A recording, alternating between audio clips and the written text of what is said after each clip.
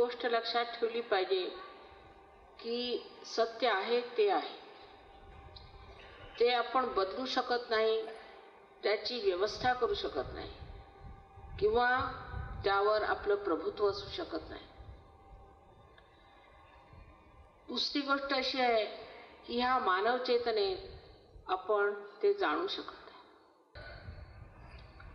अनेक लोकांनी कुंडलिनीवर भाष्य केलेलं आहे. पैकी मुख्यतः नानक साहेब आणि त्यानंतर कबीरदास. नानक साहेबांनी नामदेवांची महती ओळखली. जेव्हा नामदेव तिथे गेले तेव्हा त्यांनी पाचारण केलं आणि सांगितलं की तुम्ही थोडंसं पंजाबी भाषा शिका आणि पंजाबी भाषेतही तुमचं थोडंसं काव्य करा. आपल्याला आश्चर्य वाटेल की त्यांचं एवढी मोठी गाथा त्यांनी पंजाबी भाषेत लिहिली आणि त्यात पुष्कळ अगदी शुद्ध मराठीत सुद्धा गाथा आहेत. आणि ते लोक जे ग्रंथ साहेब असतात तर मी एकदा एका त्यांचं दरबार असतं त्याच्यात गेले होते तर शुद्ध मराठीमध्ये ते ओव्या म्हणत होते. म्हटलं हे आलं कसं यांच्या डोक्यात, ह्या पंजाब्यांच्या डोक्यात? तर कळलं की ते जे आहे ते नामदेवांच्या ओव्या आहेत. जनाबाईंच्या सुद्धा ओव्या त्यांच्या ग्रंथसाहेबमध्ये त्यांनी एकत्रित केल्या. कारण त्यावेळेला नानक साहेबांना असं वाटलं की सगळ्या तऱ्हेचे भामटे लोक देवावरती कविता करतात, ते संत नाही. असंतांनी केलेल्या कविता पुष्कळ बोकाळल्यामुळे त्यांनी असं ठरवलं की फक्त जे संतांनी, संत म्हणजे ज्यांना आत्मसाक्षात्कार झाला असे लोक, ह्या लोकांनी केलेल्या कवितांचं संकलन करावं आणि म्हणून तो ग्रंथसाहेब त्यांनी केला. पण तो ग्रंथसाहेब सुद्धा झाल्यावर मग काय त्यांनीच म्हटलं की काय हे रे बन खोजन जाई, कशाला जंगलात जातोस तू? काय रे बन खोजन जाई, सदा निवासी सदा अपेल अलेपा तो हे संग समय. तुझ्यामध्ये समावलेला आहे, तू इकडे तिकडे का भटकायला जातोस? असं स्पष्ट सांगितलं. कहे नानक बिन आपा चिन्हे. आपा चिन्हे म्हणजे स्वतःला ओळखल्याशिवाय, स्वतःचं ज्ञान आल्याशिवाय, आत्मज्ञान आल्याशिवाय मिटे न भ्रम की काही, स्पष्ट सांगितलं. पण तेही आपण सकाळपासून संध्याकाळ घोकत बसलो. तर असं झालं की समजा आपल्याला डोकेदुखी झाली, आम्ही म्हटलं की बा डोक्या दुखायला बाम लावून घ्या डोक्याला. तर ते आपण घोकत बसलो, आम्ही बाम लावून घ्या बाम लावून घ्या, त्यांनी डोकं दुखत जाईल की जास्तही होईल. तशातला हा प्रकार. वाचून परमेश्वर मिळणार असता तर ह्यातले किती लोक युनिव्हर्सिटीत गेले होते आणि किती लोकांना वाचन येत होते. काहीतरी अशी किमया आहे ज्याने आपला संबंध या ब्रह्मचैतन्याशी झाला पाहिजे. मग सत्य काय आहे? सत्य हे आहे की आपण सर्व आत्मा आहात. हे शरीर बुद्धी अहंकार आदी ह्या उपाधी आहेत, पण आपण शुद्ध आत्मा आहात. दुसरं सत्य काय आहे की सर्व सृष्टी एक अत्यंत सूक्ष्म आणि अत्यंत पवित्र आणि अत्यंत शक्तिशाली अशा एका शक्तीने व्यापली. ह्या शक्तीला आपण ब्रह्मचैतन्य असं म्हणतो. कोणी काय म्हणतं, कोणी रूह म्हणतं, तर कोणी त्याला all pervading power of God म्हणतं. ही प्रेमशक्ती, ही परमेश्वराची प्रेमशक्ती.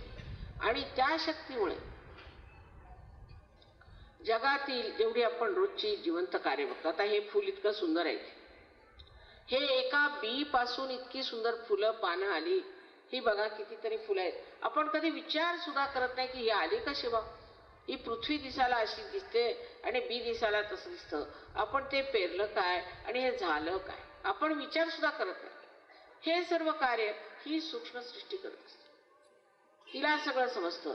आता एक आंब्याचं झाड एका उंचीपर्यंतच वाढेल, एका फळाचं झाड, एका फुलाचं झाड किंवा कोणचं, त्यांना एकच उंची जी असेल ती, त्याच्यावर ते वाढत नाही. नारळासारखं झाड, गुलाबाचं झुडूप वाढणार नाही. हे सगळं कोण सांभाळतं? आपल्यामध्ये त्या शक्तीचा सुद्धा फार आपण आपल्याला अजाणताच आपण त्याचा उपयोग करत असतो. आणि ती शक्ती तिला वैद्यकीय लोक ऑटोनॉमस नर्वस सिस्टम म्हणजे स्वयंचालित संस्था असं म्हणतात. स्वयं म्हणजे कोण? आता विचारलं त्यांना की अहो तुम्ही स्वयंचालित म्हणता, आता मोटारीला आपण म्हणतो स्वयंचालित. मोटारीत एक ड्रायव्हर असतो ना, मग हा कोण? नुसतं स्वयंचालित म्हणून एक नाव तुम्ही दिलं, पण हा कोण स्वयं आहे? हा स्वयं कोण? तर तुमचा आत्मा. त्यांनी चालवलेली ही शक्ती आहे, म्हणून तिला आपण स्वयंचालित संस्था असं म्हणतो. आणि त्याचा चालवणारा जो आहे तो हा आत्मा आहे. पण हा आत्मा आपल्या हृदयात असतो आणि त्या हृदयातून तो आपल्या सर्व हालचालीवर बघत असतो, लक्ष असतं त्याचं.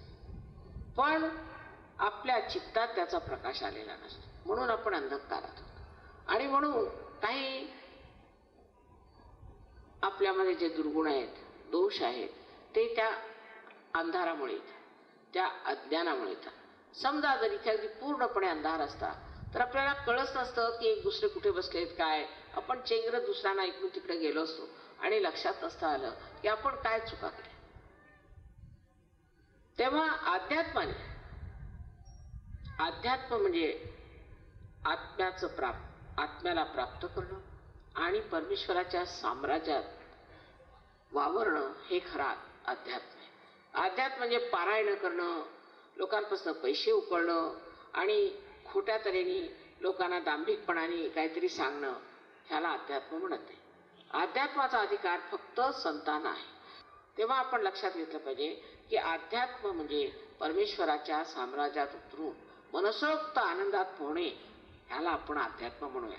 जे आनंदाच्या सागरी, आनंदाच्या डोही जे म्हटलेलं आहे तो खरा अध्यात्म आहे. आणि त्या अध्यात्मामध्ये फक्त त्याची जाणीव, त्याचा आनंद आणि त्यात रममाण होणे हे आहे.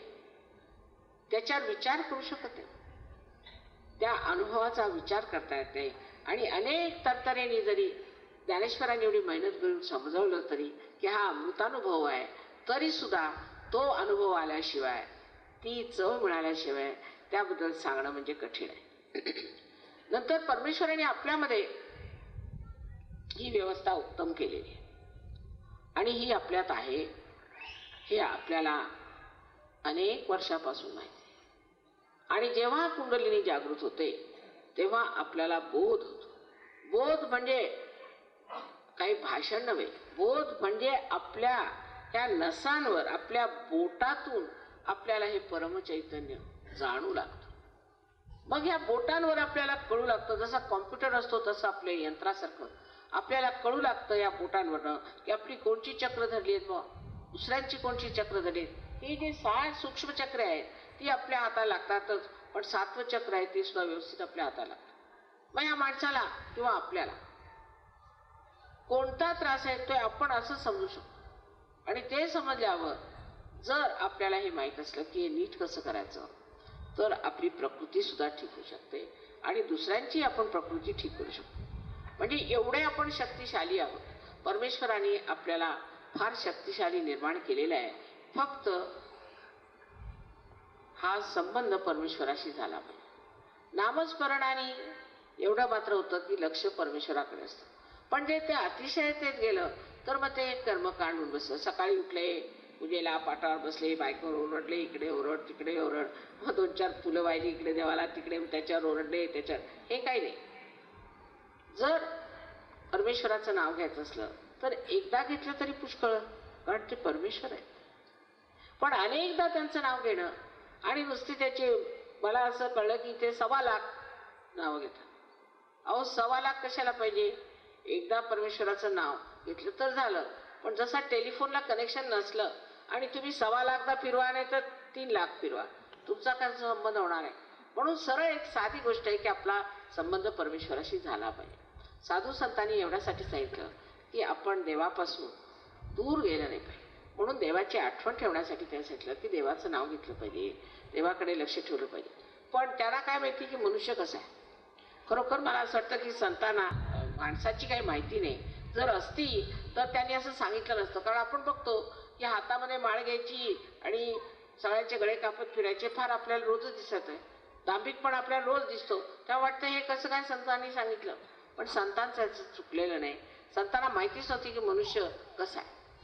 कोणत्याही गोष्टीला अतिशयतेला जातो इतकंच नव्हे तर त्याचं सार आहे तो विसरून जातो. त्याचं सार काय ते लक्षात घ्या. चोखामेळापासून ज्ञानेश्वरापर्यंत, रामदासापासून तुकारामापर्यंत सगळ्यांची जर तुम्ही एक चादर विणली तर ती संबंध अध्यात्म आहे. आता अशा अध्यात्माचं वर्णन कुणी करा. आज मला इतका आनंद झाला की आपण इतक्या उत्साहाने आणि अगत्याने हा समारंभ घडवून आणला. मी एक आई आहे आणि आईच्या दृष्टीने जे काही असेल ते म्हणजे सांगायचं असं की ही तुमची कुंडलिनी सुद्धा तुमची एक आई. आई म्हणजे तुमची स्वतःची व्यक्तिगत एक आई.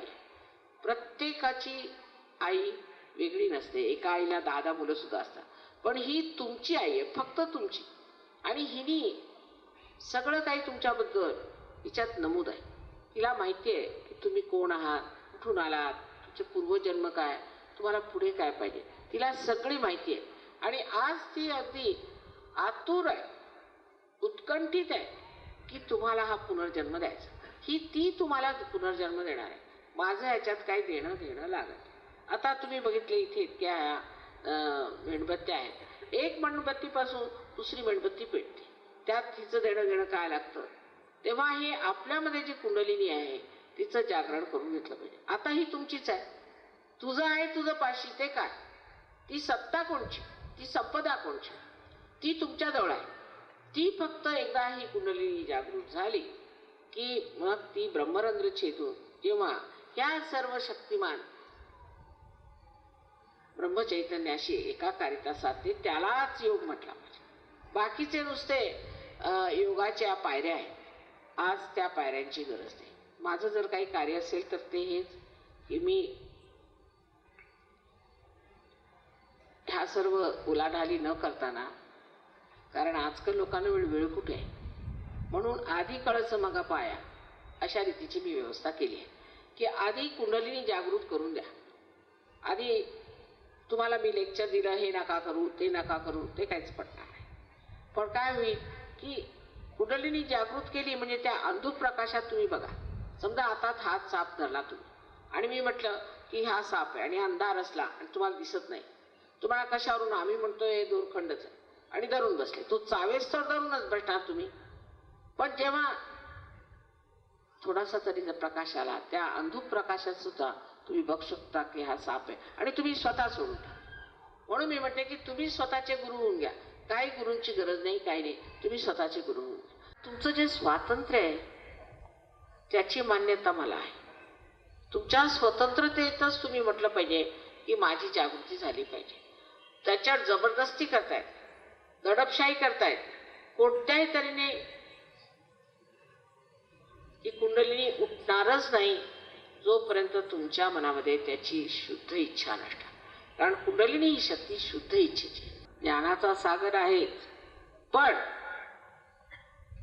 सर्वात मुख्य म्हणजे क्षमेचा सागर आहे. आणि तुम्ही अशी कोणची चूक करू शकता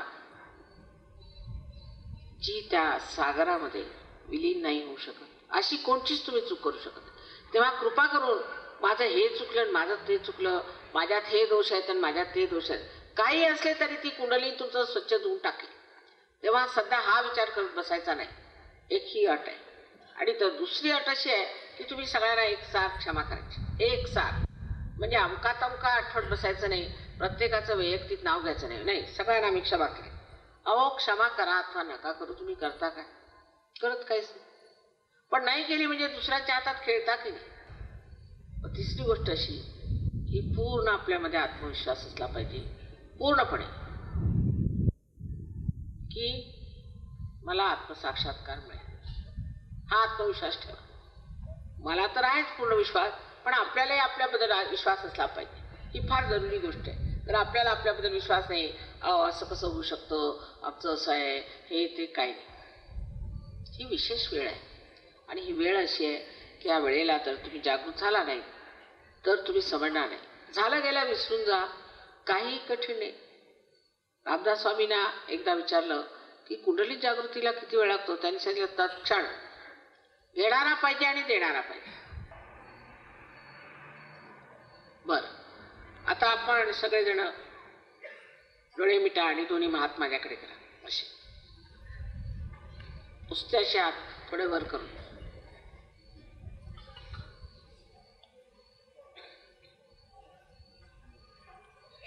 डोळे मिटून घ्या.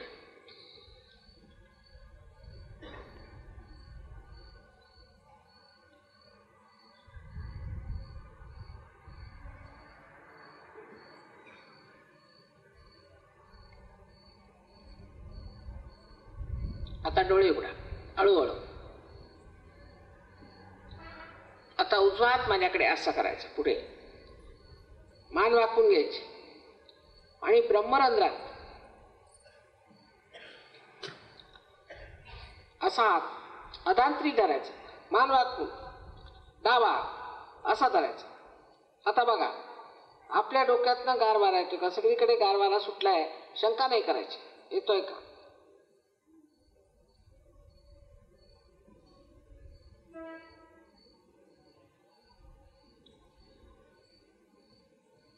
आता डावा हात माझ्याकडे करा. परत मान खाली वाकायची.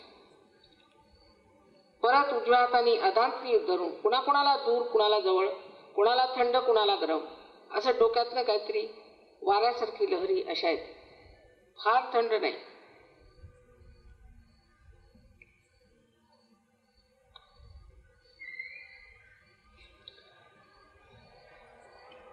परत उजवा हात माझ्याकडे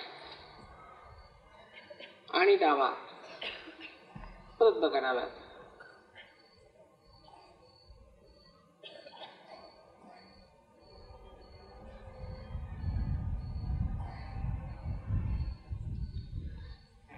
आता दोन्ही हात आकाशाकडे करायचे, शंका करायची नाही. बघा, आणि मागे अशी मान करायची आणि प्रश्न करायचा की श्री माताजी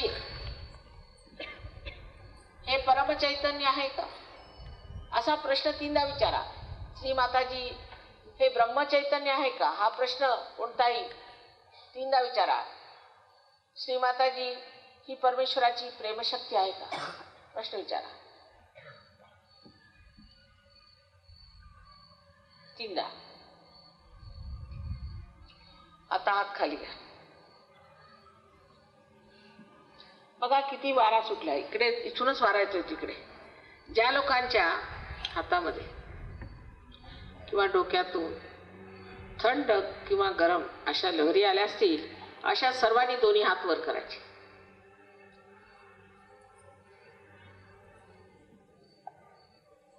सगळ्या संत साधूंना माझा नमस्कार आणि आपण सर्वांना नमस्कार.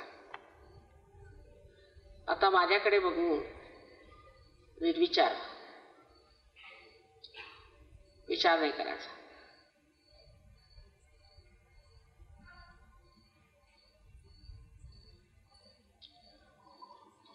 ही निर्विचार समाधी.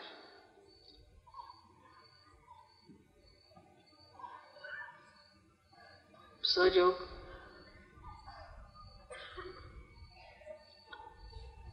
जर तुम्ही आपल्यात लक्षपूर्वक जमून घेतला तर दुसरी स्थिती, ज्याला आम्ही निर्विकल्प म्हणतो, फार लवकर प्राप्त होते. ती झाली पाहिजे. ती आपली शक्ती ती मिळवली पाहिजे. आणि त्यासाठी जो काही सामूहिक कार्यक्रम होईल तो घ्यावा आणि आपल्यामध्ये उतरून घ्यावा अशी विनंती.